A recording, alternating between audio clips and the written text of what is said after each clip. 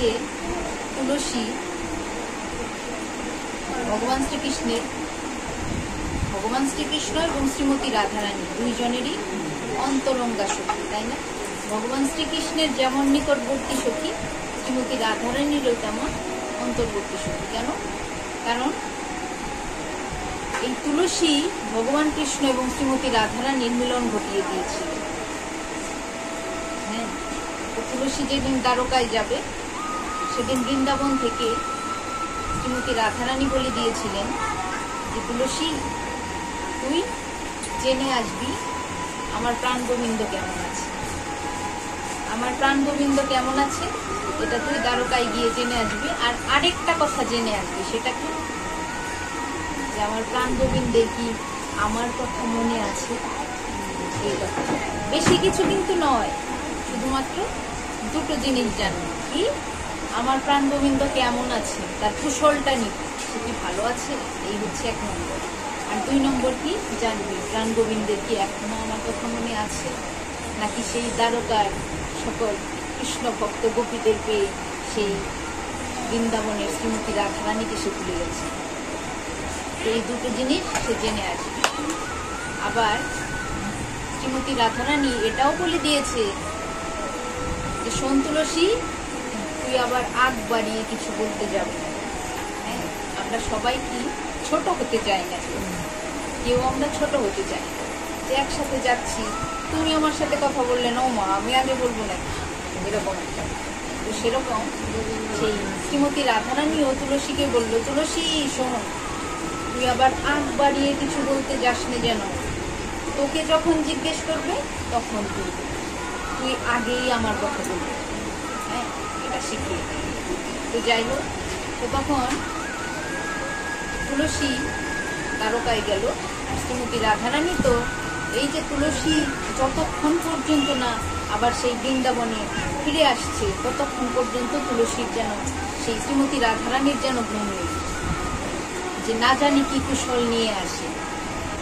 তাহলে কি হলো, সেই শ্রীমতী তুলসী মহারানীর সাথে যখন ভগবান শ্রীকৃষ্ণের সাক্ষাৎ হলো, তখন ভগবান শ্রীকৃষ্ণই কি করলো, উল্টো জিজ্ঞাসা করলো সেই তুলসী মহারানীকে, যে হে তুলসী মহারানী তুমি কেমন আছো, আর আমার সেই প্রাণপ্রিয় সখী শ্রীমতী রাধারানী বা কেমন আছে।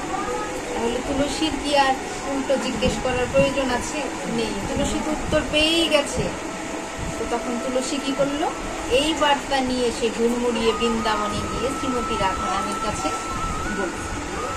তো শ্রীমতী রাধারানী এত সন্তুষ্ট হলেন। তো এই যে তুলসী মহারানী শ্রীমতী রাধারানীর নিকট যে ভগবান শ্রীকৃষ্ণের কুশল নিয়ে আসলেন, তো তখন রাধারানী এমন সন্তুষ্ট হলেন, এত কৃত হয়ে গেলেন সেই তুলসী মহারানীর প্রতি। তখন তুলসী মহারানীকে বললেন যে ওহে তুলসী, তোকে আমি একটা জিনিস উপহার দিই। এই যে তুই আমার কথা ভগবানকে গিয়ে বললি, আর ভগবানের কুশল যে তুই আমাকে এনে দিলি, তো আমি তোকে কি করব, একটা উপহার দিব। কি উপহার দেবে? কি উপহার দেবে? উপহার দিবে হচ্ছে গজমতি।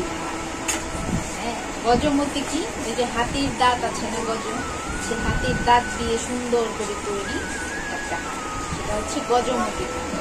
তো এই গজমতি হাটটা শ্রীমতী রাধারানী তুলসীকে উপহার দিল। কেন? কারণ ওই যে ভগবানের কুশল নিয়ে এসেছে। তো তখন এমন উপহার পেয়ে তখন তুলসী মহারানী বলছে যে ওগো রাধে, আমি তো তোমার উপহার নেব ঠিকই, কিন্তু তোমার উপহারটা আমি পুরোপুরি নেব না।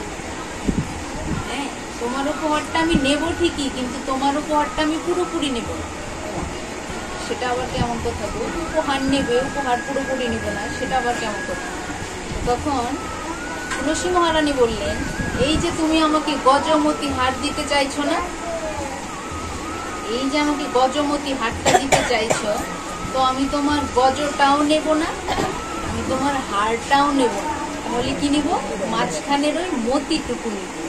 গজমতি হার না, সেই গজটাও আমি নেব না, হারটাও আমি নেব না, মাঝখানের ওই মতিটুকু আমি নেব। কিসের মতি? ওই যে সেই কৃষ্ণ পদের মতি যেন আমার জনম জনম থাকে। তাহলে এই যে গজমতি হারের মতিটুকু কি করলো, তখন সেই তুলসী মহারানী নিয়ে নিল। তাহলে এই যে তুলসী মহারানী ভগবান শ্রীকৃষ্ণ আর শ্রীমতী রাধারানীর কুশল বার্তা আদান প্রদান করেছে না? ভগবানের কুশল নিয়ে রাধারানীকে দিয়েছে, আবার রাধারানীর কুশল নিয়ে ভগবানকে দিয়েছে। এখন ভগবান এবং রাধারানীর মিলন ঘটিয়েছে। তাহলে বৈষ্ণব কবি বললেন যে ওগো ভক্তবৃন্দ, তোমরা সবাই শোনো, তোমরাও যদি এই তুলসীর আরাধনা করতে পারো, এই তুলসীর যাপন করতে পারো, তুলসীর বন্দন করতে পারো, পূজন করতে পারো, তুলসী আরতি করতে পারো, তুলসী তলে, তুলসী বৃক্ষের তলে পুষ্প অর্পণ করতে পারো, তুলসীকে জল ভরে স্নান করাতে পারো, তাহলে কি হবে? তুলসী তোমার সাথেও আমার প্রাঙ্গবিন্দে মিলন ঘটিয়ে দিতেও পারে, বলা তো যায় না। তাহলে তুলসী মহারানী কি জয়, তুলসী মহারানী কি জয়, তুলসী মহারানী কি জয়।